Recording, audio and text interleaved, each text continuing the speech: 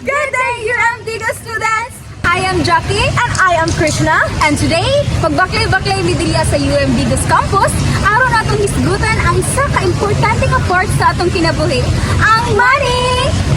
But we will not only talk about money itself, partner, we will also talk about financial literacy, or in simple terms, how will students of UMDG's college handle their allowance, their finances, how they budget their money in a way. So let's see. So now, magsugod na tao, baklay-baklay para mangita og mga students nga interviewon. So dari nato makita kung unsa ka financially literate ang mga taga UMDG students. Let's go!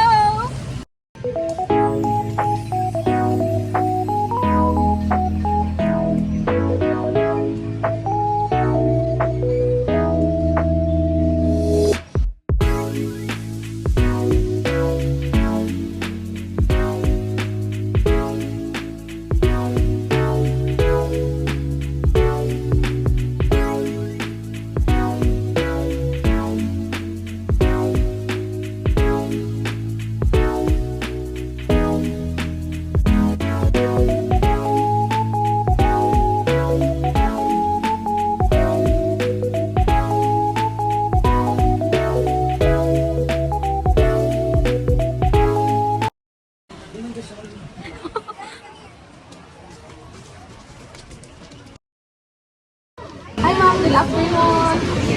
Hindi ka busy? So, di ka na kumain ka rin. Kasi ito nga ang name, ma'am. Malibot ma'am. I am Rhea Bacarat Carino from Bachelor of Arts in Wow.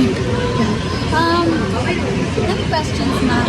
So, basta-basta yung tubag na kanang if makadungog ka og ganang term na financial literacy, ma'am, kung saan imong nasa limang ako sa imong gayong malimong. If makabog financial literacy, from the word literacy, so feel ko it's about the knowledge and skills about managing money or managing saving. Do you think financial literacy is important as a student? Yes, important to the financial literacy. You need to be financial literate para kabalo ka unsa yung pag-manage or budget kung save sa mga allowance. Okay, so pwede rin mga na ma'am if kanang pila yung allowance in a week and how do you kanang budget that? So, ang akong allowance in a week is 1,000 pero until Sunday na lang sa kanang week sa kwarto. So, bali ka 150 per day lang.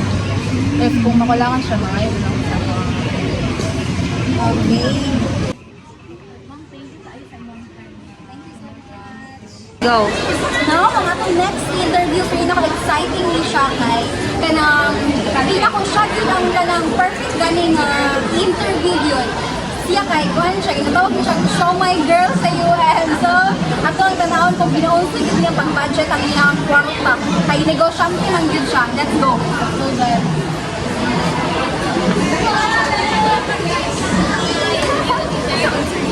So now we have here Ate Senica, the Show My Girl of UMDGos. Ato siyang interviewon. So, Ate Sen, kanang nakadungog ka og word nga financial literacy, what comes in your mind first? From the word financial, syempre, like how you budget your money or kanang allowance ni mo. Like, para sa to as student, kung saan mo siya pag-budget, ano to? Okay. As a student, Ate Sen, do you think kanang importante kayo nga makahibaw tawag financial literacy? Yes, para makabalupod mo kanang dili dalim pangitaon ng kwarta. Like, dili siya dali mapunit. Like, nga, makita rin sa dalan. Yeah. Kanang if okay lang sa imo ate, pwede may makahibaw kung pila imo ang allowance in a week? So, for me, in a week, siguro, og walay mang-invite nga mga friends, nga mga naungugkaon, siguro, 100 per day ko. So, in a week, so, na ako yung mga, og nalay klase, siguro, 500 a week. Weekdays. Wow, makasya kong iyang 500 in a week, guys. So, mangutan na ta, unsaon imo pag-budget ang 500 sa isa ka semana? So, bali ko 100 na siya. So, 100 per day man. 5 days man ang kasi. So, sa akoan, 100. Siguro pastil, duha ka buok, soft drinks, then family tea. Like, ano lang. Siguro napay sobra. Thank you so much, Ate Sen, sa inyong time. And I hope, guys, maka-learn mga to. Dili ta magsigiglas to. And there you have it. Real voices from a real student at UM Digos College. We've learned that financial literacy isn't just about saving.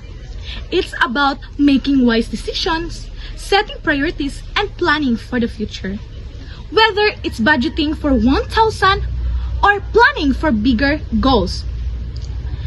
Every peso counts when you know how to handle it well. This is Krishna. Be smart, spend smart, and start saving today. Thank you for watching.